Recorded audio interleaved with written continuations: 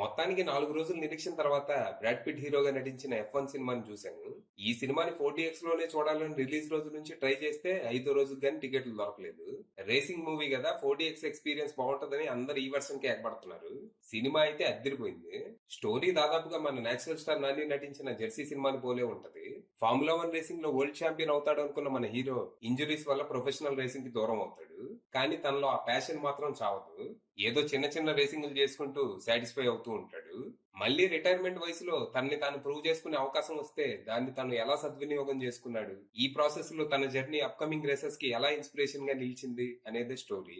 ఇందులో story screenplay simple సింపుల్ గానే ఉంటాయి గానీ సినిమా మాత్రం ఎక్కడా బోర్ కొట్టదు.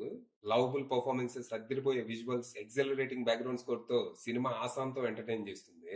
నేను ఇప్పటివరకు ఒక్కసారి కూడా ఫార్ములా 1 రేసింగ్ చూడలేదు, కానీ ఈ సినిమా పుణ్యమా అని ఇప్పుడు ఖచ్చితంగా చూడాలనిపిస్తుంది. రేసింగ్ వరల్డ్ ని అంత బాగా చూపించారు. ఇక దర్శకుడు జోసెఫ్ ప్రెజెన్సీని ఖచ్చితంగా మెచ్చుకొని తీరాల్సిందే. ఒక ప్రెడిక్టబుల్ స్టోరీ తీసుకొని విలన్ కూడా లేకుండా ఒక ఎగ్జిలరేటింగ్ ఫీల్ గుడ్ మూవీ అందించారు. మన టాప్ గన్, ఇప్పుడు ఇది మంచి పనోడే. ఈ సినిమాని ఖచ్చితంగా బిగ్ స్క్రీన్ మీదే చూడాలి. 4DX అయితే ఇంకా బెటర్. ఒకవేళ మీకు సినిమాలంటే ఇష్టం అయితే ఖచ్చితంగా ఈ సినిమా ట్రై చేయండి. ఒకవేళ ఇష్టం లేకపోతే ఈ సినిమాతో వస్తుంది, సో వెళ్ళండి. అది విషయం.